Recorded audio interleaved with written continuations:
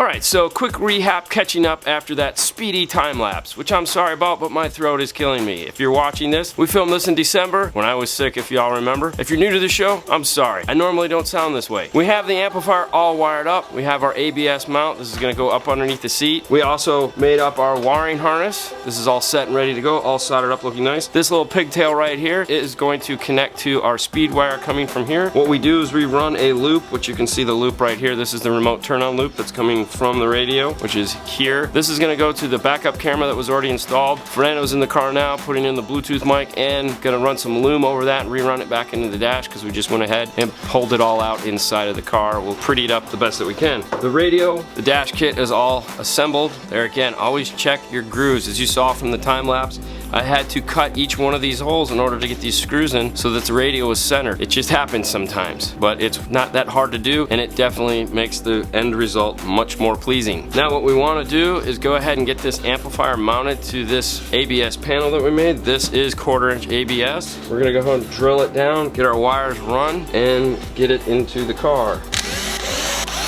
When using ABS, don't just drive a screw through it. It doesn't do that well. It's like the heat, it just doesn't like that. So go ahead and pre-drill all your holes as you're screwing into it.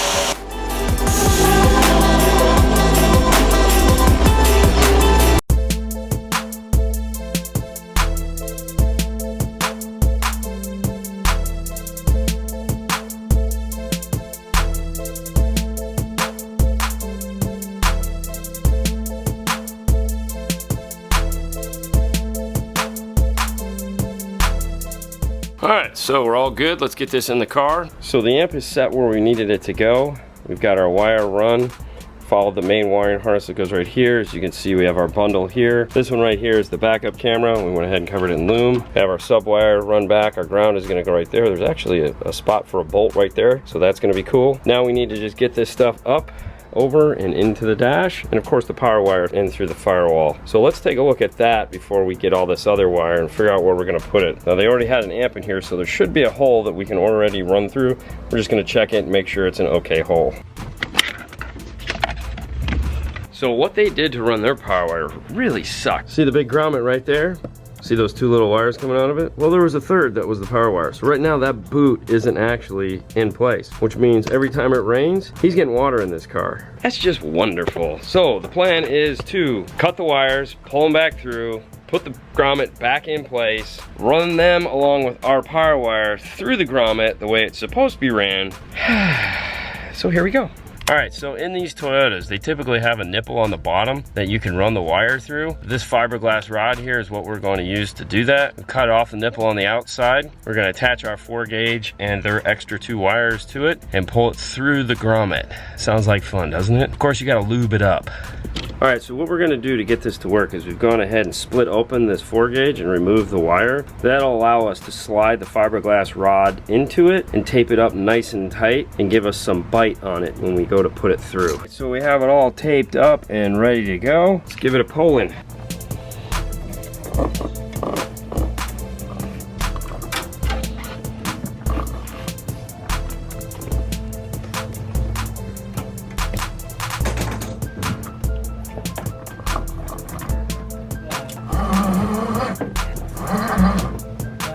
Alright, so success. We have our power wire coming out through the grommet. It's all good. Now we can go ahead and get this hooked up to our fuse and reattach the 2 wires we had to disconnect.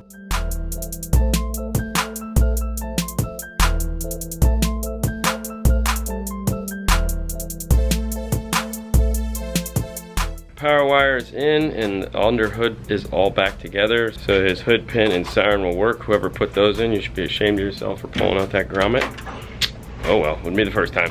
So we're to that point now where we're getting ready to install the subwoofers in the enclosure. And what we have are a dual 2 ohm voice coil. Now what we want to do is make sure that this amplifier only sees 2 ohm at the amplifier. To do that, we have 2 of them. What we're going to do is we need to put a jumper from the negative on one side to the positive on the other. For that, we're going to use this piece of 10 gauge. Now we've cut 2 identical lengths of 10 gauge, one for this woofer and one for this woofer. So we'll go ahead and put our jumper in. And then we'll connect our speaker wire to the remaining positive here and negative on this side. Now what that's gonna do is that's gonna give us a 4 ohm load on this woofer. So there's a 4 ohm load here, a 4 ohm load here, and when we combine those two at the amplifier, we're gonna get that 2 ohm load that that amplifier needs in order for it to put out the maximum amount of wattage.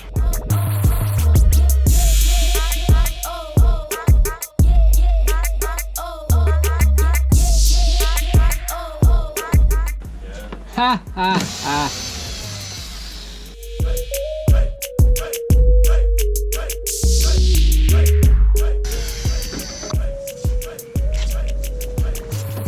So for the rear door, to put the 7-inch, of course the 7-inch also they come with brackets. So what you need to do is grab your panel and just try to rotate just to see where the holes are gonna fit. In the rear door, the letter is the D. D, the Dean. So there you go. You have a winner. So the first thing we want to do, grab your knife. Don't cut your fingers. Just try to go slowly.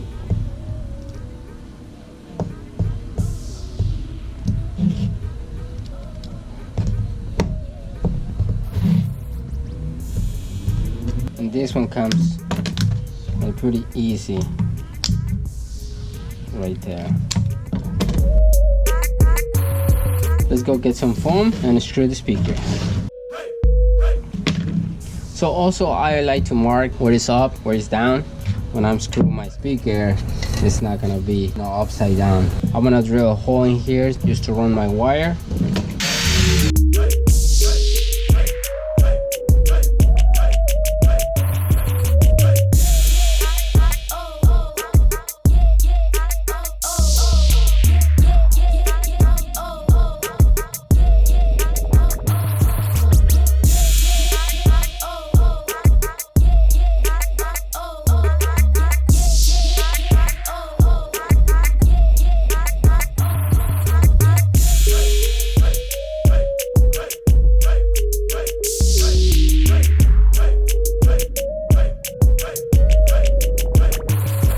Alright, the time has come to attach the harness.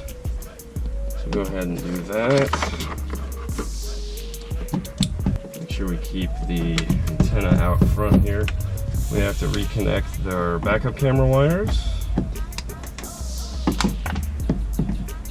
Now for the RCAs, what we like to do is put the colored heat shrink on them. So we have our white, purple, gray, green, so that we can just look at them in a glance and know what's what.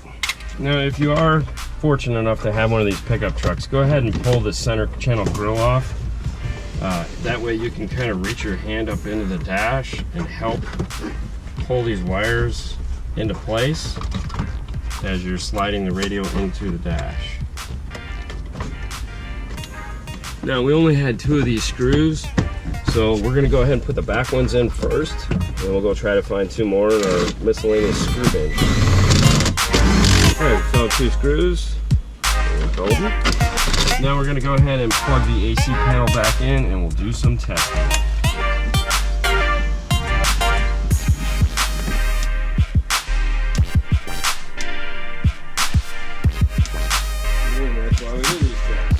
What we found is our doors are out of phase with our dash and our rears. In reality, it's probably the rears were hooked up backwards, but the dash, needless to say, Toyotas are always funny. That's why we always do these checks at the very end. We're gonna pull the doors, make sure everything tones green, we'll be good to go. All right, we're gonna continue putting this dash back together. What we wanna do now is get this pocket in. That's the next piece to go in.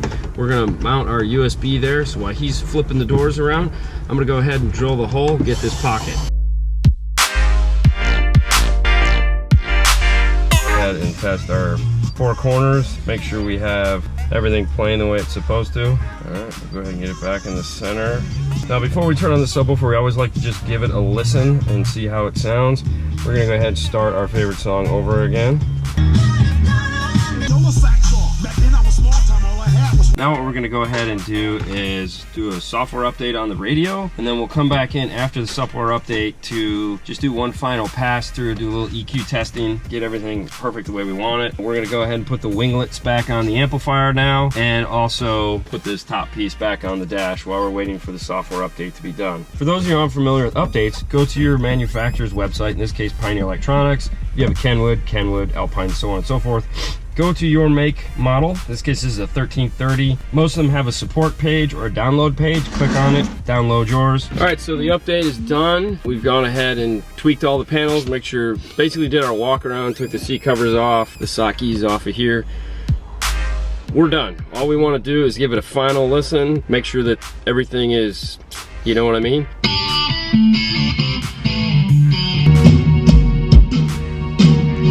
We have it tuned up the way we want it.